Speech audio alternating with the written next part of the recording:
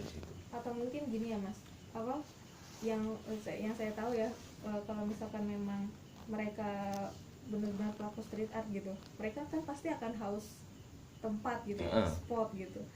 Dan itu salah satu penawaran yang sangat ini ya menurut saya, menarik untuk mereka itu loh.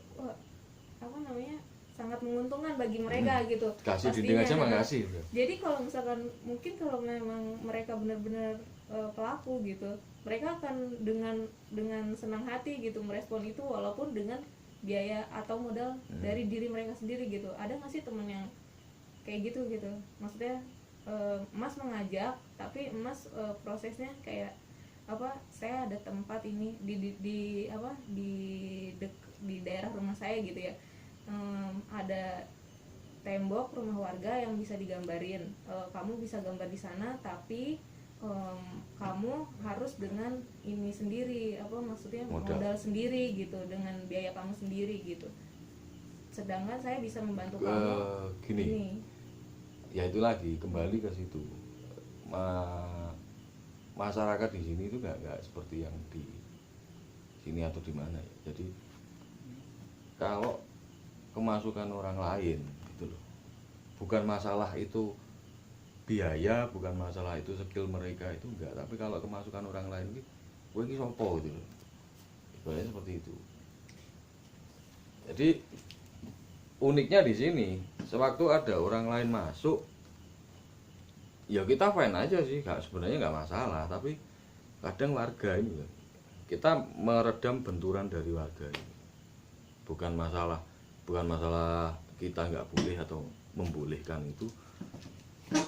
Warga ini yang pikirannya cek kolot. Ya kuwi sapa? Kuwi wargane dhewe duduk. Sebagian besar masih seperti itu di sana. Iya. Kebanyakan seperti itu. Lek sing biasa nongkrong ini sing ngene wajar, tapi orang-orang yang itu loh. Orang-orang yang lain di situ. Itu benturannya di situ. Makanya bisa diajak kolaborasi tapi bukan di tempat ini. Bukan kita itu pengen menguasai sini, enggak ada seperti itu.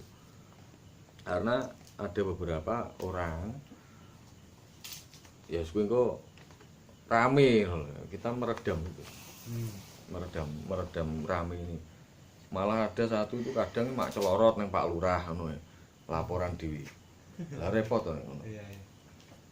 Itu sering terjadi. Padahal mek jek krungu tok. Iku laporan, Pak neng kono enek wong liya ning kene kuwi sapa? Ya. Lurahe ora ro ngomong nang karo bene. Ruwene mencak-mencak nang ngerti.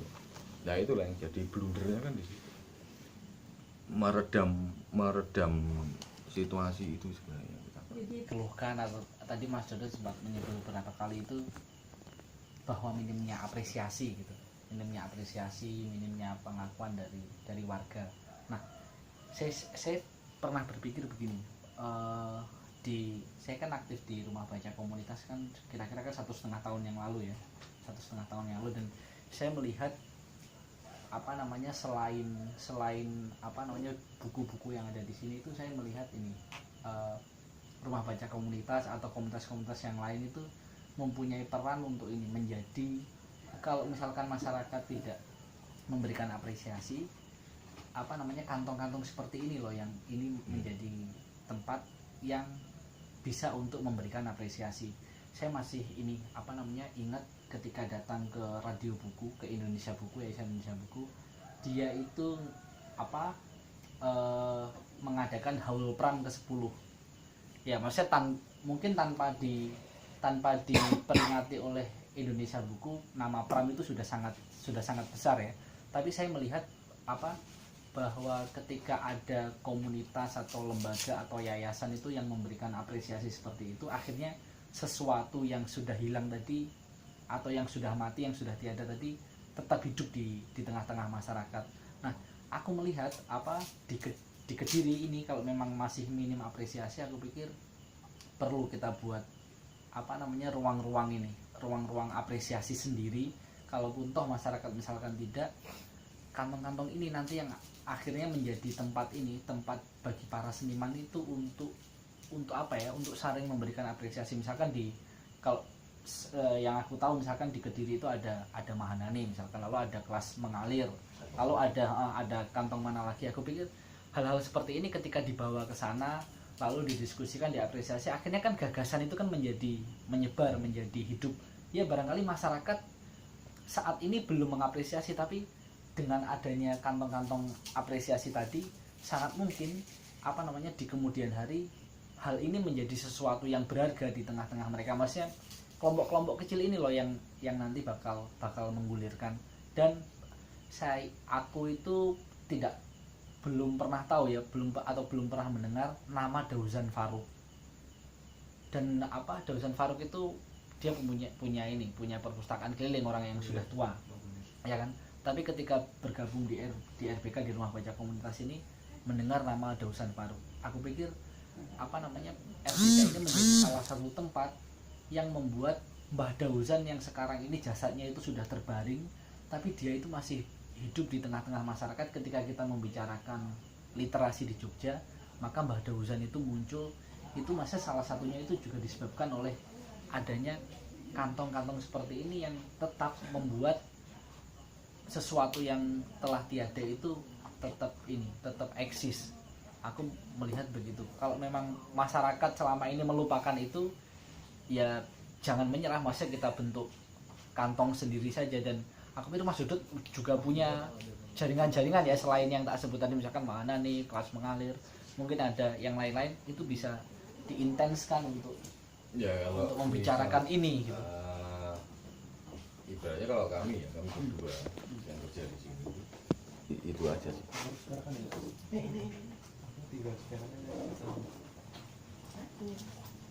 Jembitan. Oh, jembitan. Nggak bisa jalan itu. Dipanggil. Sharing pengalaman, sharing gagasan tentang muralisasi yang ada di Kampung Banjaran. Manusia pertama yang menggunakan apa ya sebutnya, pemuralan. Udah. Muralisasi pemuralan yang ada. Ya, pemuralan di Kampung Banjaran, nanti biar dulu ada ya, Itu nanti Mas Dudut akan nginep di sini. Ya, sehari ini minta izin. Oh iya, kita dengan sehari dengan senang hati gitu. Dan kasarnya ada ya. Dan semoga nanti kita ini Mas Dudut balik ke Kediri, ketemu lagi, bisa ketemu dengan banyak teman-teman, ya. ada hal lain yang bisa diobrolkan. Dan semoga kita teman-teman Rumah Baca suatu hari bisa ke ini ya. Yes, harus nanti bisa piknik literasi Piknik literasi. sendiri. Ya, terima kasih. Selamat malam teman-teman. Assalamualaikum warahmatullahi wabarakatuh. Waalaikumsalam. Ya,